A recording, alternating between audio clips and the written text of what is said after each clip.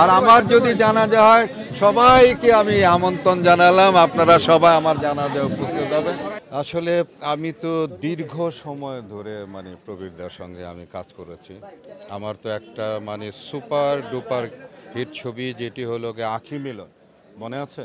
সে আঁখি মিলনে কিন্তু আর্টিস্ট বলতেই কিন্তু প্রবীরদা, আমি, নূতন, সুচরিতা, হ্যাঁ এই কয়জনই আর্টিস্ট, কিন্তু দারাশিকো, হ্যাঁ এই 4-5 জন আর্টিস্ট নিয়ে কিন্তু ওই ছবিটা সুপার ডুপার হিট হলো কিন্তু। এবং সে আমার বড় ভাইয়ের পাঠ করছে, এটা একটা বড় ব্যাপার যে প্রবীরদা আসলে এত ভালো মানুষ যে তার সম্পর্কে আসলে বলে শেষ করা যাবে না।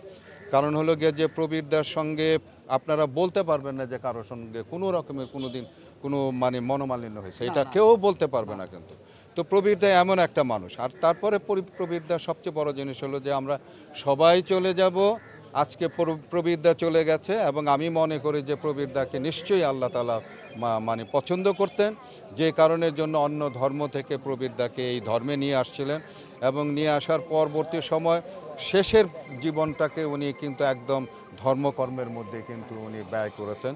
তো আজকে সেই ধর্মকর্ম ব্যয় করা অবস্থায় আল্লাহ তাআলা তাকে নিয়ে গেছেন।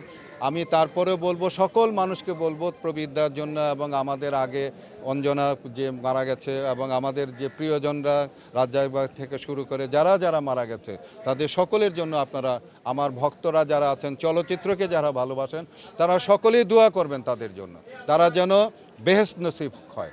হ্যাঁ, তাদের জন্য আপনারা দোয়া করবেন, আমিও দোয়া করি এবং আমার জন্য আপনারা দোয়া করবেন, আমিও আপনাদের জন্য দোয়া করব ইনশাআল্লাহ। আপনারা সকলেই ভালো থাকেন। যারা আসতে পারেন নাই তারাও যেন ঘরে থেকে তারা যেন দোয়া করে, এবং যারা আসতে পারেন নাই তারাও মারা যাবে। আর আমরা যদি বেঁচে থাকি ইনশাআল্লাহ আমরা তাদের জানাজাতে হাজির। আর আমার যদি জানাজা হয় সবাইকে আমি আমন্ত্রণ জানালাম, আপনারা সবাই আমার জানাজায় উপস্থিত হবেন।